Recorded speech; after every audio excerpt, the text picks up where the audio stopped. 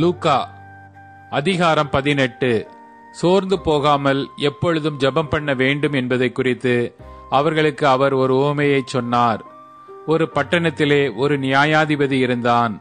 அவன் தேவனுக்கு பயப்படாதவனும் மனுஷரை மதியாதவனுமாயிருந்தான். அந்த பட்டணத்திலே ஒரு விதவையும் இருந்தாள்.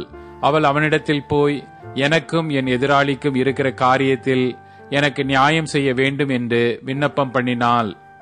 வெகுநாள் வரைக்கும் அவனுக்கு மனதில்லாதிருந்தது. பின்பு அவன், நான் தேவனுக்கு பயப்படாமலும் மனுஷரை மதியாமலும் இருந்தும் இந்த விதவை என்னை எப்பொழுதும் தொந்தரவு செய்கிறபடியினால் இவள் அடிக்கடி வந்து என்னை அலட்டாதபடி இவளுக்கு நியாயம் செய்ய வேண்டும் என்று தனக்குள்ளே சொல்லிக் கொண்டான் என்றார். பின்னும் கர்த்தர் அவர்களை நோக்கி, அநீதியுள்ள அந்த நியாயாதிபதி சொன்னதை சிந்தித்து பாருங்கள்.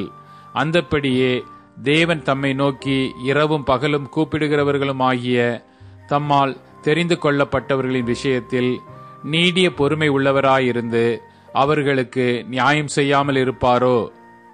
சீக்கிரத்திலே அவர்களுக்கு நியாயம் செய்வார் என்று உங்களுக்கு சொல்லுகிறேன். ஆகிலும் மனுஷகுமாரன் வரும்போது பூமியிலே விசுவாசத்தை காண்பாரோ என்றார். அன்றியும் தங்களை நீதிமான்கள் என்று நம்பி மற்றவர்களை அற்பமாய் எண்ணின சிலரை குறித்து அவர் ஒரு உவமையை சொன்னார். 2 மனுஷர் ஜெபம் பண்ணும்படி தேவ ஆலயத்துக்கு போனார்கள். ஒருவன் பரிசேயன், மற்றவன் ஆயக்காரன். பரிசேயன் நின்று, தேவனே, நான் பரிகாரர், அநியாயக்காரர், விபச்சாரக்காரர் ஆகிய மற்ற மனுஷரைப் போலவும் இந்த ஆயக்காரனைப் போலவும் இராததனால் உம்மை ஸ்தோத்திரிக்கிறேன். வாரத்தில் 2 தரம் உபவாசிக்கிறேன். என் சம்பாத்தியத்தில் எல்லாம் தசம பாகம் செலுத்தி வருகிறேன் என்று தனக்குள்ளே ஜெபம் பண்ணினான். ஆயக்காரன் தூரத்திலே நின்று தன் கண்களையும் வானத்துக்கு ஏறெடுக்க துணியாமல் தன் மார்பிலே அடித்துக்கொண்டு, தேவனே, பாவியாகி என் மேல் கிருபையாயிரும் என்றான். அவன் அல்ல, இவனே நீதிமானாக்கப்பட்டவனாய் தன் வீட்டுக்கு திரும்பி போனான் என்று உங்களுக்கு சொல்லுகிறேன். ஏனெனில் தன்னை உயர்த்துகிறவன் எவனும் தாழ்த்தப்படுவான், தன்னை தாழ்த்துகிறவன் உயர்த்தப்படுவான் என்றார். பின்பு குழந்தைகளையும் அவர் தொடும்படிக்கு அவர்களை அவரிடத்தில் கொண்டு வந்தார்கள். சீஷர்கள் அதை கண்டு கொண்டு வந்தவர்களை அதட்டினார்கள். இயேசுவோ அவைகளை கொண்டு வரும்படி கட்டளையிட்டு, சிறு பிள்ளைகளை என்னிடத்தில் வருகிறதற்கு இடம் கொடுங்கள், அவைகளை தடை பண்ணாதிருங்கள், தேவனுடைய ராஜ்யம் அப்படிப்பட்டவர்களுடையது.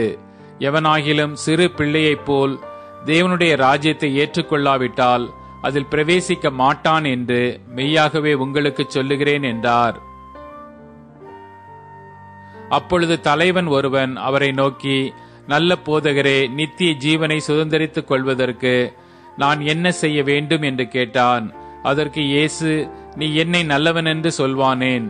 தேவன் ஒருவர் தவிர நல்லவன் ஒருவனும் இல்லையே.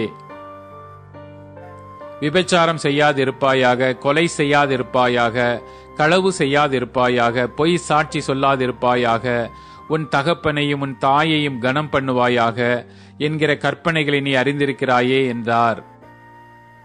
அதற்கு அவன், இவைகளை எல்லாம் என் சிறு வயது முதல் கை கொண்டிருக்கிறேன் என்றான். இயேசு அதை கேட்டு, இன்னும் உன்னிடத்தில் ஒரு குறைவு உண்டு.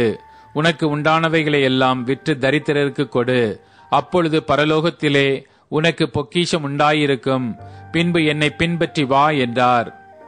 அவன் அதிக ஐஸ்வர்யம் உள்ளவனாய் இருந்தபடியால் இதை கேட்டபொழுது மிகுந்த துக்கமடைந்தான்.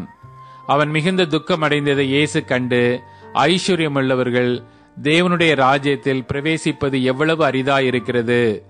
ஐஸ்வர்யவான் தேவனுடைய ராஜ்யத்தில் பிரவேசிப்பதை பார்க்கிலும் ஒட்டகமானது ஊசியின் காதிலே நுழைவது எளிதாயிருக்கும் என்றார்.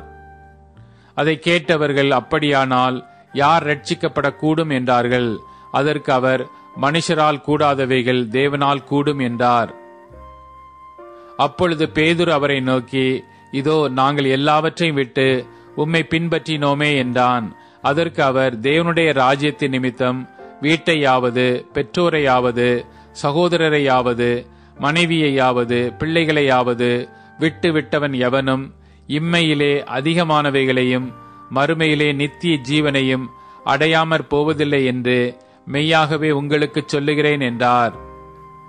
பின்பு அவர் 12 தம்மிடத்தில் அழைத்து, இதோ எருசலேமுக்கு போகிறோம், மனுஷகுமாரனை குறித்து தீர்க்க தரிசிகளால் எழுதப்பட்டவைகள் எல்லாம் நிறைவேறும். எப்படி எனில், அவர் புற ஜாதியாரிடத்தில் ஒப்புக் கொடுக்கப்பட்டு பரியாசமும் நிந்தையும் அடைந்து துப்பப்படுவார்.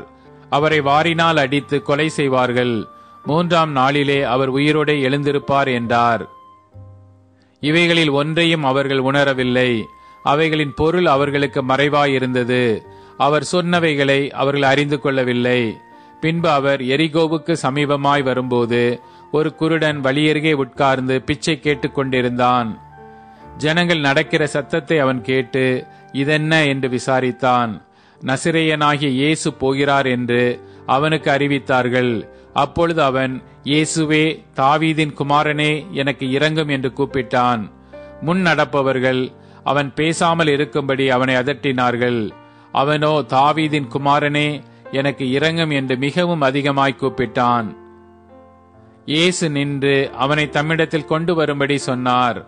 அவன் கிட்ட வந்தபோது அவர் அவனை நோக்கி, நான் உனக்கு என்ன செய்ய வேண்டும் என்றிருக்கிறாய் என்று கேட்டார். அதற்கு அவன், ஆண்டவரே, நான் பார்வையடைய வேண்டும் என்றான். இயேசு அவனை நோக்கி, நீ பார்வையடைவாயாக, உன் விசுவாசம் உன்னை ரட்சித்தது என்றார்.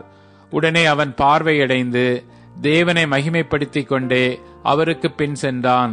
ஜனங்கள் எல்லாரும் அதைக் கண்டு தேவனை புகழ்ந்தார்கள்.